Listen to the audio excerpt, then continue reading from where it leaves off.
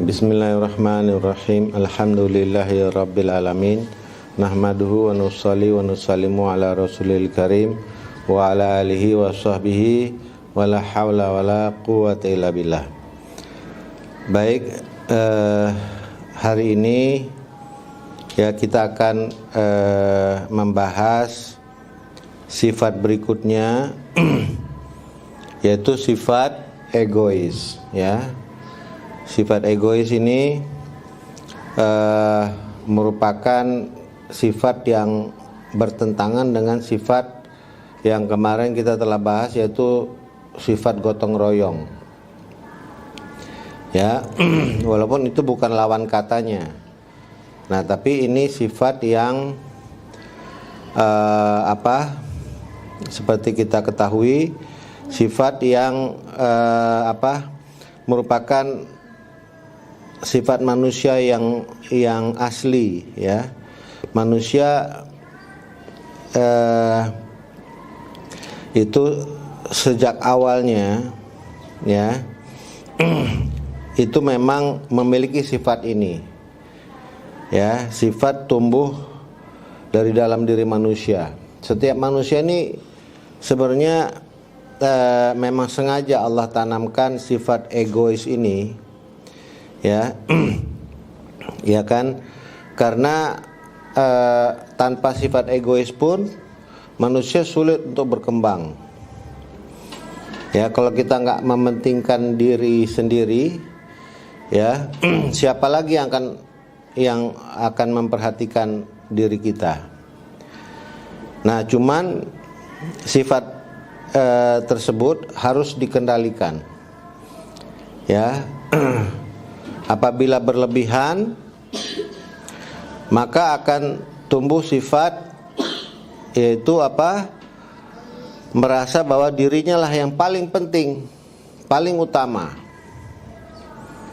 Nah, sedangkan orang lain nggak penting. Nah, jadi sifat egois ini lawan katanya sebenarnya ada dalam bahasa Arab, yaitu itsar, yaitu sifat mendahulukan kepentingan orang lain di atas kepentingan diri kita sendiri. Kita penting, tapi lebih penting orang lain. Nah, ini sifat yang sangat terpuji dalam Islam. Hampir semua sahabat-sahabat Nabi ini memiliki sifat itsar ini tadi, yaitu mendahulukan kepentingan orang lain dibandingkan kepentingan diri sendiri. Dia rela bahkan berkorban agar orang lain itu bisa mendapatkan keuntungan. Jadi Nabi Muhammad SAW ini beliau memiliki sifat itsar yang paling tertinggi. Nah, ya, beliau ingin bagaimana seluruh manusia ini yang diciptakan Allah itu bisa masuk surganya Allah Subhanahu wa taala, sekalipun harus mengorbankan dirinya. Ya, harus dia mau mengorbankan dirinya, hartanya, ya kan, waktunya, ya, sampai benar-benar sulit sekali, ya, sampai menderita, sehingga sampai ditegur sama Allah. Allah pernah tegur dalam Quran, fala'alaka bakhi'un nafsaka ala atharihim illam yu'minu bihadzal hadisi asafa.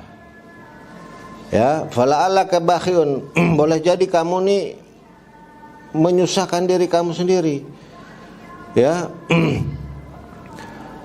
Kamu membuat diri kamu menderita, ya. Ya, kenapa menderita?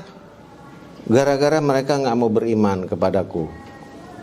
Nah, kata Allah. Jadi ditegur sama Allah bahwa sesungguhnya, ya, hidayah itu di tangan Allah. Ya, Allah lah yang menentukan nanti siapa yang di antara hamba-hambanya ini ya kan, yang akan mendapatkan hidayah dan akhirnya selamat masuk surganya Allah Subhanahu wa taala. Tapi Nabi begitu susah payah, ya, sampai ditegur tadi. Sebenarnya kalau bakhiun itu, kalau kita dalam Quran itu bahkan diterjemahkan membunuh diri. Boleh jadi kamu nih sampai membunuh diri kamu, membuat kamu begitu susah, ya, gara-gara mereka nggak mau beriman, ya. Jadi Nabi ini setiap pagi, ya, berangkat keluar rumah untuk berdakwah, untuk mengajak orang untuk taat kepada Allah, untuk nyelamatin manusia ini. Pulang dalam keadaan apa? Penuh debu. Bajunya penuh debu, ya. Mukanya ini karena kena sinar panas matahari, ya, sampai gelap begitu, ya. Lusuh, ya, kelelahan. Waktu pulang, maka Fatimah radhiyallahu anha, anaknya Nabi ini sampai nangis melihat keadaan Nabi. Ya Rasulullah, kamu kan kekasih Allah, kok apa sampai kamu mau susah payah begini, ya.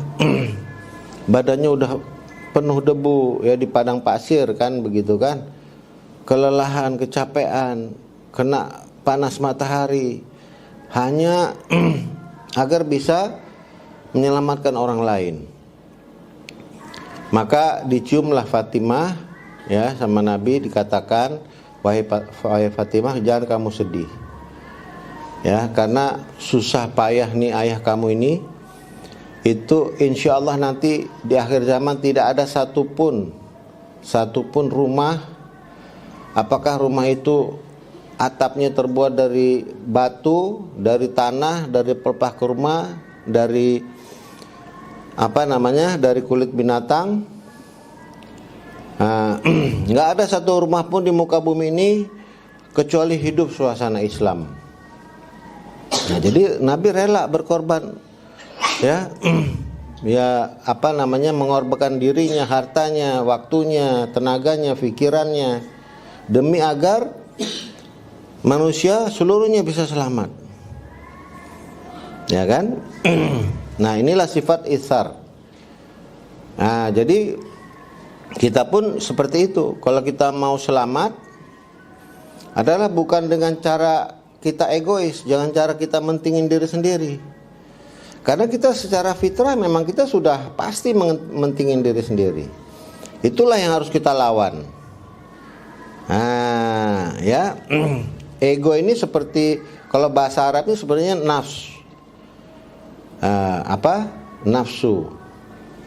Ya, diri kita nih memang nggak bisa dipisahkan dengan nafsu kita, dengan egois kita nih. Nah, karena dengan egois kita inilah justru kita akan berkembang nantinya. Namun seperti tadi Abi katakan, kita harus bisa mengendalikan ego ini sendiri. Nah, jangan sampai ego kita ini melebihi daripada, ya kan, yang tidak seharusnya, ya kan. Jadi kita boleh egois, tapi dengan cara memikirkan juga nasib orang lain, ya. Nah, itulah namanya itsar. Itsar ini adalah, ya kan, kita mementingkan nasib orang lain bahkan di atas kepentingan diri kita. Jelas ya? Nah, oke, ada pertanyaan?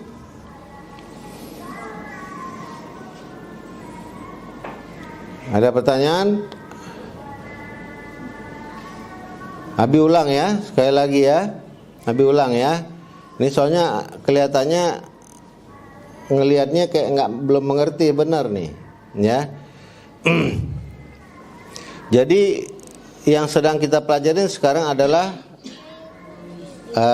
sifat egois. Sifat egois ini sifat yang tidak baik. Nah, sifat itu ada sama diri kita sejak kita lahir, ya. Egoisme ini memang nggak bisa dihilangkan. Setiap manusia pasti egois. Nah, cuman dengan adanya agama, dengan adanya iman, iman kepada Allah Subhanahu wa taala, maka kita akan mampu mengatur ego ini tadi, mengatur nafsu kita tadi. Bagaimana mengaturnya adalah dengan kita mencontoh kehidupan Nabi. Untuk memenuhi kebutuhan kita adalah kita penuhin kebutuhan orang lain. Karena juga Nabi katakan dalam sebuah hadis, barang siapa menunaikan hajat saudaranya, maka Allah akan menunaikan hajatnya. Nah, jadi cara kita untuk hajat itu keperluan. Nabi katakan, apabila kita memenuhi kebutuhan atau keperluan saudara kita, maka Allah akan memenuhi kebutuhan ataupun keperluan kita. Jadi kalau keperluan kita mau dipenuhin, caranya gimana? Kita penuhin kebutuhan saudara kita. Bukan dengan cara egois tadi. Ya, kalau cara egois tadi, manusia pada akhirnya nggak akan bisa pernah selamat. Demikian ya. Jadi ini waktu udah habis. Ya, nanti kita bahas setelah ini lagi. Wallahu a'lam bishawab. Subhanallah wa bihamdi, subhanaka Allahumma wa bihamdika, asyhadu an la ilaha illa anta, astaghfiruka wa atubu ilaik. يا مالك كل سنيني ورفيقا نحوك تدنيني قربك دوما يحييني يا أنسي